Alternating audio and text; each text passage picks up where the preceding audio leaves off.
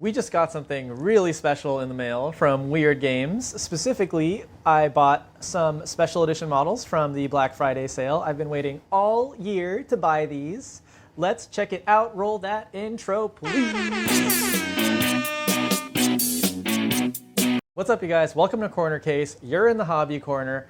I'm your host, your confidant, your best friend, Deck. And today we are unboxing something very special. Let's see what we got from Wyrd Games today. All right, so I have not opened this yet, so we will see. I installed a fresh, brand new X-Acto blade so that I can cut through this packaging tape like butter for you guys. Oh man. First thing we got in here. This is the limited edition alternate metal golem from the Arcanist faction. You all know I play Arcanists. So this is the alt Feng crew in the box as well over here. Whew! Oh man. I saw this for the first time when I stopped playing the game, and I was so scared that they just didn't have anymore, you know, and Black Friday came and they did have some, so I swooped it up right away. This is so cool looking. This is like the most flavor I have ever seen in a miniatures packaging ever. On top of that, who does this stuff? Like the flexibility that Wyrd has with their IP is just wild. You know, for the uninitiated, this is the Rail Workers crew. You know, so they're a part of the Arcanist. They're like the magical mafia, and this is the Rail Workers. And Malifaux itself is like a weird Western Gothic horror game. And granted, it is kind of a smorgasbord melting pot of all these little subgenres, but man, like, they basically took all that and they just put it in this completely cyberpunk flavor. The detail of these sculpts is so cool. This is definitely like my favorite thing that I've bought in terms of miniatures in quite a long while. So you've got your Malifaux 1988 Nightmare Edition Foundry slash Railworkers crew with the metal golem mech here. I'm really excited to build these. You know, I haven't seen many people unbox these Nightmare Edition models, but oh my goodness, nobody does it like Malifaux when it comes to alternate limited edition models. These are just so cool. And you can look forward to you know, me buying more of these in the future. Shall we take a look at the inside? Let's take a look at the sprues. Oh man, I'm like being real dainty because it's like a super millennial thing, but I hella want to keep this box right now, you know? I'm gonna frame this box. That's how much I like the flavors in it. It's just so bright. Maybe there's a way I can actually make these models play in my Infinity Army too. Oh man, actually now that I've removed the plastic, this box is actually like a satin texture. It's not like the normal glossy box that you get when you buy miniatures normally. And you know, normally I'm actually a big fan of the gloss in terms of like how the gloss actually reflects color. I think it actually will usually make colors more vibrant. But in this case, I think actually this satin texture looks really premium. I feel like I'm getting a good product because of it. Let's open the other one. Oh man, I wasn't expecting that actually. That's pretty sweet. You gotta give it to them for making this experience real primo. So this is a size box I've not really seen from Wyrd before. I assumed that their packaging size was built on some sort of like distribution efficiency because all of them were the same size. So I don't know what it is, but this is kind of more of a pleasant size. It's a little bit like a candy box kind of size, I think. But let's take a look at the big one because I'm just like way more excited about that. Oh yeah, baby. What we have here is we have two sprues. We have, oh yeah, man, they got the 3rd edition cards here. So I've been playing off of the app. The app works super well for me, but you best believe if I ever actually field this army, I'm gonna use the cards. The cards look really stinking good. And then the last thing in here is the bases, which look good. But yeah, that's what we got. So been able to preserve the box. I'm gonna frame this thing. You're gonna see this on my wall in the future. Look forward to that. All right, let's take a look at these sprues a little bit too closely. So the first thing we'll see here is a Feng alternate gumdrop. I can see here that her body is mostly all in one piece, and then you attach the head, arms, and the lower legs all separately. I think that's pretty good. You don't really like a lot of part lines going through like the main body. So it's more assembly, but I think they did it in a smart way. She has a bit of a fabric component here, and then this long rail that she's bending. That's super, super cool. If you know, like her flavors, like the rail walking, super, super cool. One thing I could not tell from the artwork was she has these like kind of robotic legs with like a gap through them. It's pretty cool. It makes her look like she's like lightweight. It's kind of futuristic because that's kind of like a carbon fibery kind of, I think, technique of like creating a volume with a sheet. So that's pretty sweet. And then I see like some pretty pleasant detail in her hair here that I'm pretty excited to paint. So overall, she has her own big half of the sprue right here.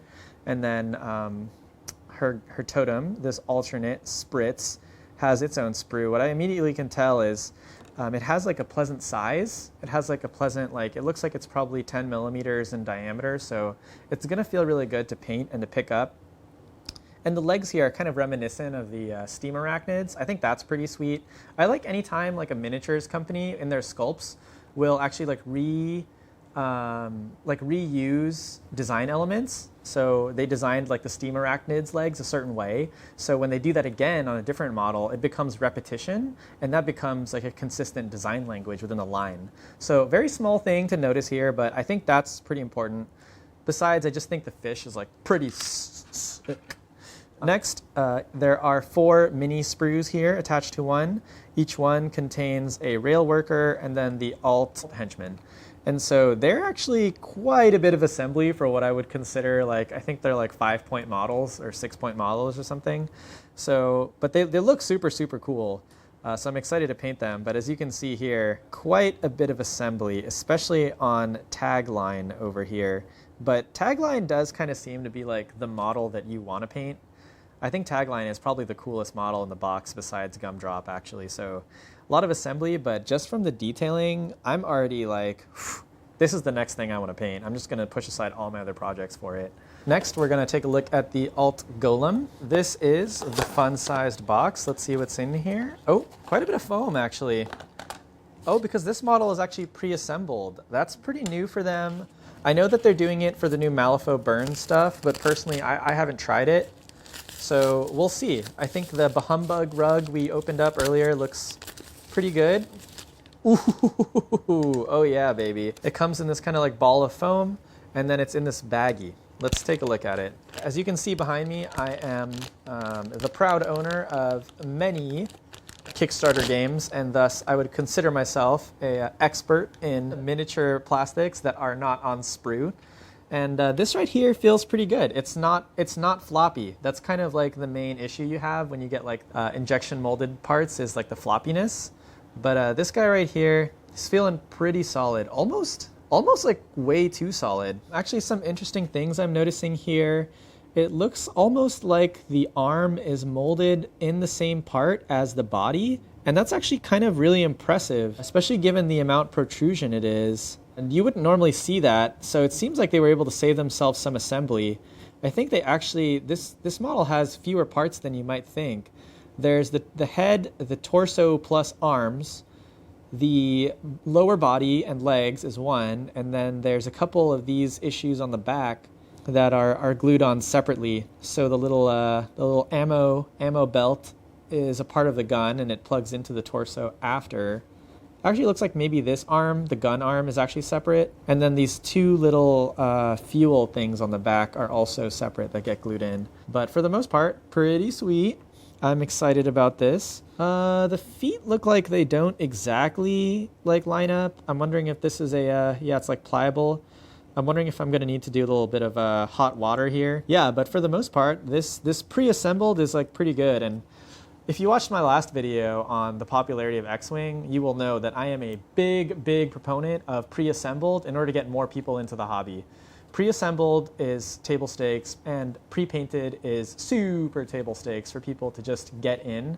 The hobby part, while we find it extremely fulfilling, not everyone does. And it's best, I think, if it's an option for the consumer. I know that's a higher cost, but have to give it to Wyrd for trying to go this pre-assembled route. I think this right here, while it's a limited edition model, would make for a very good product for the average consumer. And it looks, with the chunky volumes, very big departure from the normal design language, but very fun to paint. I can already tell. So excited about this. I hope you guys had fun looking at this with me.